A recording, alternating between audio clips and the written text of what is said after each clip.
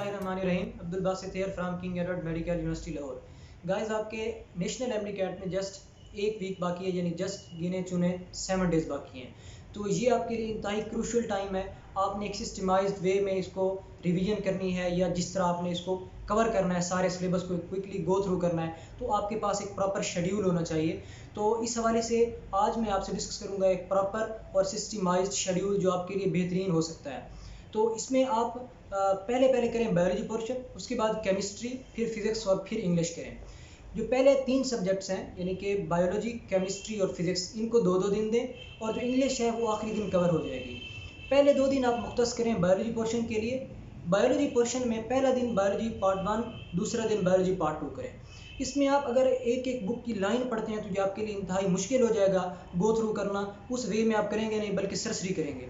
तो इसका बेहतरीन हल ये है कि अगर आपने हैंड आउट्स बनाए हैं, यानी कि जब लेक्चर डिलीवर करते हैं सर, तो आप उस वक्त नोट्स बना लेते हैं। अगर आपने वो नोट्स बनाए हैं या आपने बुक के ऊपर इंपॉर्टेंट पॉइंट्स हाईलाइट किए हैं, लिखे हैं, तो मेन पॉइंट्स अगर हाईलाइट किए हैं तो ये बेस्ट है। आप उन हाईलाइटेड पॉइंट्स को कवर करें। अगर आपने हाईलाइट नहीं किया बल्कि नोट्स बनाए हैं, तो नोट्स को एक बार क्विकली गो थ्रू कर लें अच्छे अंदाज में। उसके बाद इसका एक और हल ये है कि आप हैंडआउट्स करें, उसके साथ साथ आप कैप्शंस रीड कर लें। कैप्शन से ये होता है कि अगर बायोलॉजी में मैकेनिज्म्स हैं, मैकेनिज्म्स का एक आपके पास आइडिया बन जाता है, और उसके अलावा वहाँ से इंफॉर्मेशन अमूमन एग्जामिनर पिक कर लेता है। जिस तरह आपने सारा करना है, बायोलॉजी पार्ट 1 भी, बायोलॉजी पार्ट 2 भी। उसके बाद एंड पे जब आप ये दोनों सब्जेक्ट दोनों जो है कवर कर लेते हैं पार्ट्स, तो आपने करना ये है कि ग्लॉसरी जो दी हुई है ग्लॉसरी कवर कर लें। तो ग्लॉसरी का फ़ायदा ये होगा कि आपकी रिवीजन ऑफ रिवीजन हो जाएगी।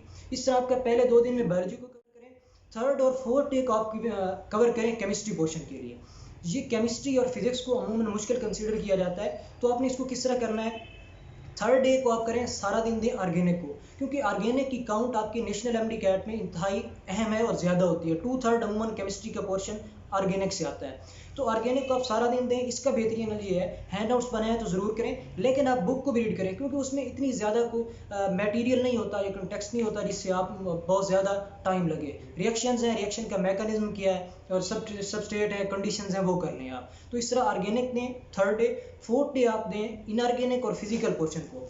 इनऑर्गेनिक केमिस्ट्री और फिजिकल पोर्शन में आपने मेजर फोकस करना है हैंड आउट्स पे, क्योंकि उसका सिलेबस ज़्यादा है, मटेरियल ज़्यादा है, चैप्टर ज़्यादा है, लेकिन उसकी काउंट इतनी नहीं है। तो उसको आप बेहतरीन तरीके से कर सकते हैं अगर आप हैंड आउट्स पे फोकस कर लेते हैं। हैंड आउट्स कर लें, साथ अगर आपने उसी तरह बायोलॉजी की तरह अगर आपने बुक के ऊपर हाईलाइट किए हुए हैं मेन पॉइंट्स, वो कर लें, साथ वैल्यूज़, डिसेंडिंग और असेंडिंग आर्डर्स। ये अमूमन आर्डर पूछ लेता है, जो टेबल दिए होते हैं टेबलेटेड फॉर्म में वैल्यूज़ नहीं कहता, बल्कि असेंडिंग और डिसेंडिंग आर्डर में जो चीज़ें हैं वो कर लें। तो इस तरह आपके पास एक स्केच बन जाएगा।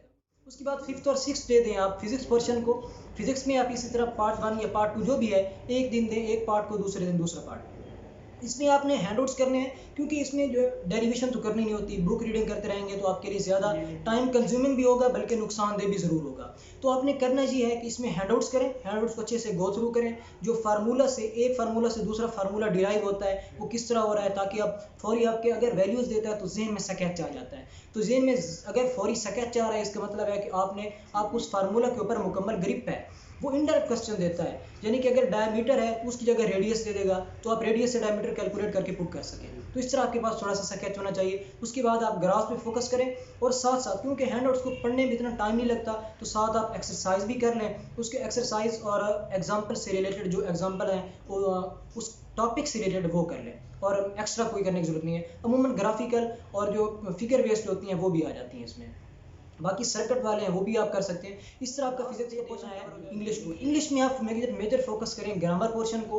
वोकैब जो है अब तो सारा कॉमन आ रहा है चूँकि, तो वोकैब का वही पोर्शन करें जो सारे प्रोविंसेस का कॉमन है, जो दूसरे प्रोविंसेस को दिया। अगर आप पंजाब से हैं तो उन्होंने पहले यूएचएस ने जो एक आउटलाइन दी थी उसमें 210 वर्ड्स थे अप्रॉक्सीमेटली, तो आप वही करें जो दूसरे प्रोविंसेस के साथ कॉमन है, तो कॉमन वर्ड्स करें।